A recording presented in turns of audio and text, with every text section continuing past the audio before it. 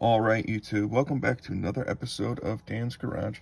In this video, we're going to go over very quickly how to use the KTuner tuning software for your Honda. Now, obviously, I have a Honda Accord, but this tuning software can work on most Honda and Acura platforms. And it is my personal favorite, my personal choice, even over Honda. Due to some price, it's a little bit cheaper, and I think personally that the customer service is a little bit better. Be that as it may, I want to quickly go over the dashboard here, uploading a tune, and actually putting that tune onto your ECU and going from there. So this area here on the screen is the main dashboard. It could be completely white and blank and have absolutely nothing, or you can fill it full of a bunch of really useful tables and charts, digital counters, analog counters, all that fun stuff. So what you can see here in the left side, I have the VTS, which is the Vtec engagement point, and a couple other sensors up there.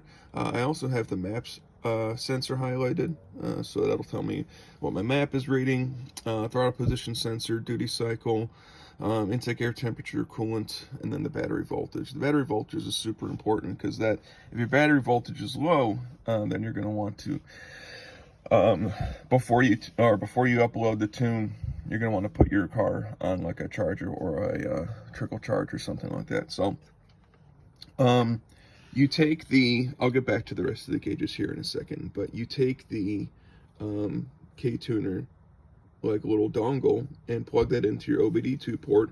On my Accord, it's down there. On your vehicle, maybe in a couple different places, but and then you take the USB, plug the USB in. Now, nothing's going to show up on KTuner if your car is not in the on position. Engine's not started, obviously, as you can see, but everything needs to be lit up. Your ECU needs to have power to it. Plug it in. Then you should see some values propagate here, right? So my map sensor is reading engine cool temperature is 57 degrees. It's pretty cold this morning. Battery voltage is 11.9. That's a little on the low side, if I'm honest, but it should be fine for what we need. I have my RPM counter there, my wideband O2 sensor, and then a knock count. I also have a actual knock count down there. These are tons and tons of values that automatically like pre-propagate there. And this will be the actual ignition side of the tune that you'll see when I upload a tune. So to upload a tune that you pull down from the internet or your tuner sensor or whatever it is, you go to, you open that file, that little icon there, and then wherever you have your tunes stored. So it could be in the My Documents. That's where I put mine. So this is my latest tune. Then you go to Open. It may take a second. So now you see that this table is actually propagated. So now the tune is loaded into KTuner. But now we need to get it from KTuner onto the actual vehicle because it hasn't switched over to the vehicle yet. For that, you hit this little up arrow called Upload Base Code. When you do that, you're going to get, are you sure you want to do this? Blah, blah, blah. You know, is your battery good? Is your laptop battery good? You hit yes. And then a bunch of lights are going to go off. And it's going to say, you know, this sensor failed, that sensor failed, and your ECU is getting erased. And now your ECU is getting reflashed. So that's pretty much it. It's super simple. I know it's a little daunting when you do it your first time. You know, oh my God, I'm erasing my ECU. You still have function. You can still turn music on and listen to it. I've done that. But you need to wait until this is completely done, and then a prompt will come up and it'll say, hey, make sure you turn the key off for, I usually do it for 20 seconds and then turn it back on, and then you press OK. So that's just me. I'll come back as soon as this is done, and I'll show you what that looks like. All right, guys, we're back, and this is the message that you'll see once your computer is done uploading the tune. So, I want you to key off your car.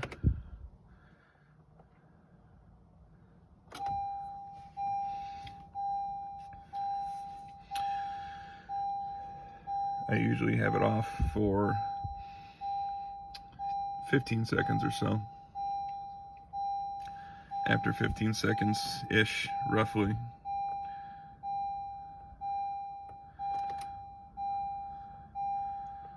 Key it on. And then key it completely on. And then once it's on, completely again, then you go to OK.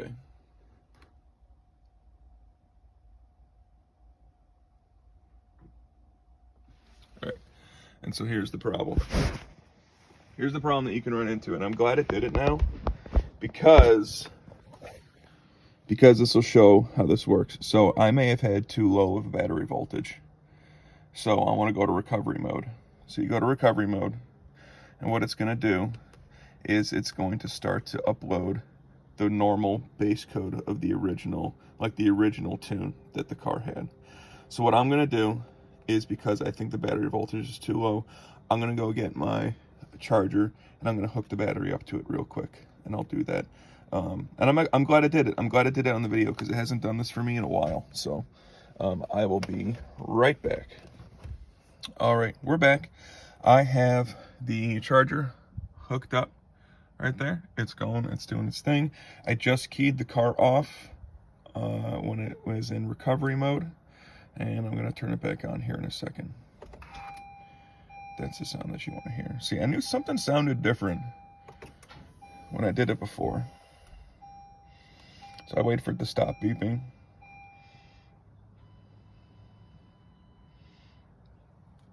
And if you want to know what uploaded, because I don't know if this tune uploaded or if it went into recovery mode, so you can go to Reflash Info and it'll tell you what was just uploaded. So factory software was just uploaded. So that's what I'm running currently right now. And well, I don't want that. So what I want to do is I want to go back. No, not the base mat. No, what the hell?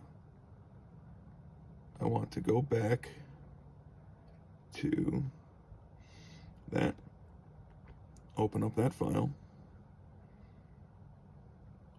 and I want to upload that base code. And now I am connected. Honestly, I kind of half thought that maybe I should do that anyway. Maybe I should have it hooked up when I saw 11.9. But I figured I could chance it, because I've done it, I don't know, dozens and dozens of times before with it at or near that voltage. So it's plugged in, it's doing its thing. It shouldn't have a problem now.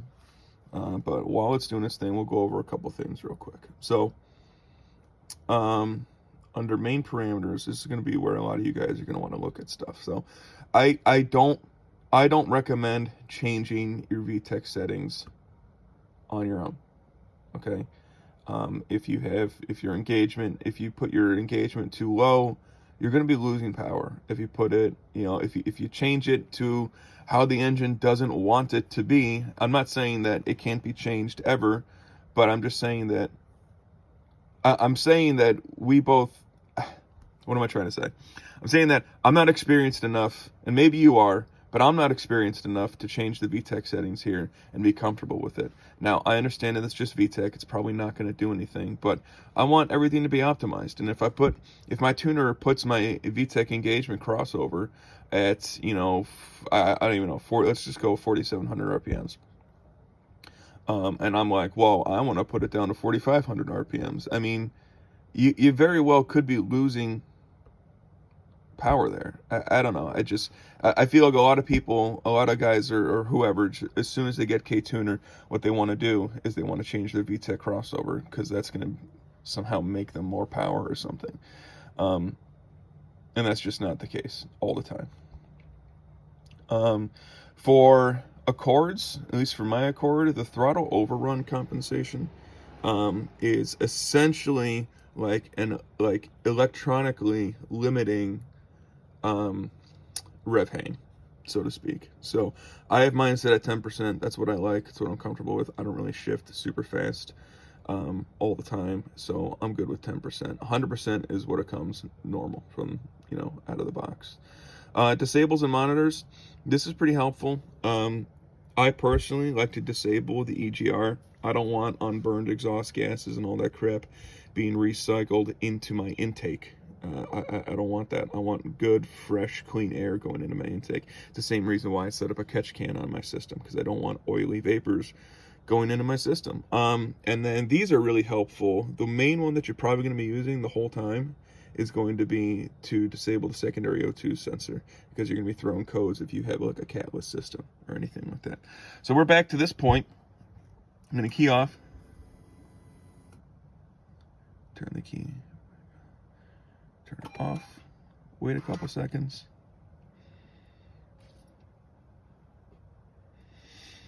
This part can be a little nerve-wracking, especially if you just went into recovery mode. You hope that everything's okay. Basically, you're turning it off and turning it back on.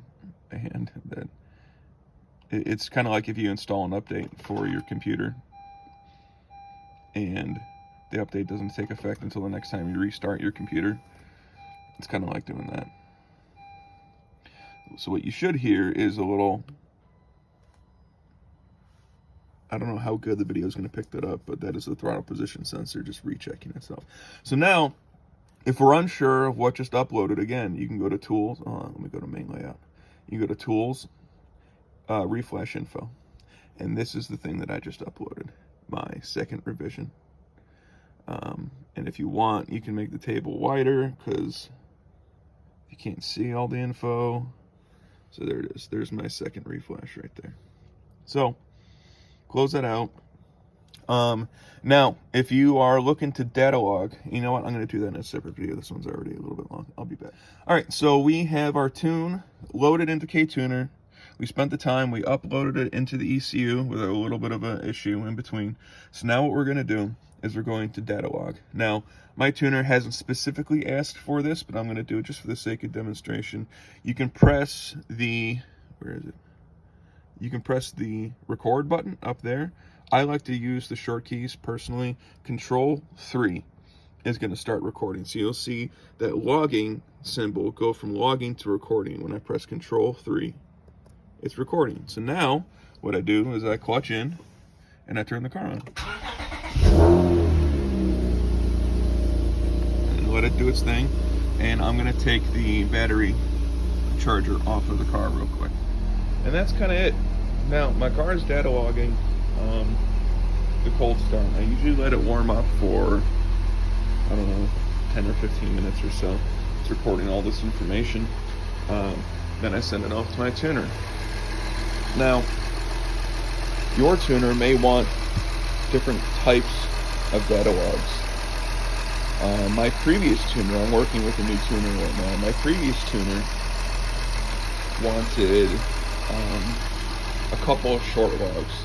You wanted like a 10-minute cold start, you wanted like a 10-minute normal driving around, and then you wanted a wide open throttle. And then you wanted 3 separate data logs for that. Well, my current tuner, the one that I'm working with now, loves the longer data logs. He likes 30-minute data logs, 40-minute data logs that include everything, all that stuff. Cold start to normal driving with a wide open throttle in there. So it's good. It's really good. My first tune from my new tuner here, I noticed massive difference in the mid-range, and a little bit of difference in the up top and the upper range. So dialing in the fueling and the mass and the map right now. So should be some decent changes. Should be some good changes. Real quick side note, this pops up all the time. You have any Honda V6, most notably, obviously, on my Accord here. You hear that ticking sound?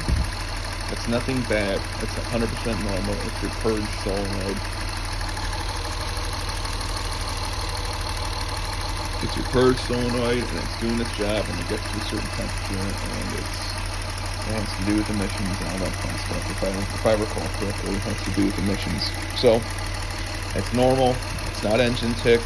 I don't know if you heard when I was talking a little bit before it came on all of a sudden. So it's a normal thing. It happens. So that's about it. What I will say, when you're done data logging, you want to press Control 3 again. That'll stop the data log. And then before, in previous versions of KTuner, it would automatically save for you. Now, it's not going to do that now. So when I'm not going to do it now because my engine still isn't 100% warmed up. So what you want to do is, once you're done data logging, you want to go up to the little button up there. It says Save Data Log. You have to click that, otherwise your data log won't be saved. So if you try to do 2 recordings back to back, one's going to get written over. And hopefully it's not your cold start, because your cold start is kind of dependent on your engine being cold. So you make sure you hit that save button. You could save it as something short. Usually I just save it as like the number 1, and then if I'm doing a couple different logs for whatever reason, I'll go 2, 3, 4, and then go back and rename them after I'm done. So that's about it. That's how you use KTuner. Very quick. If you have any questions, let me know. I'll see you guys later.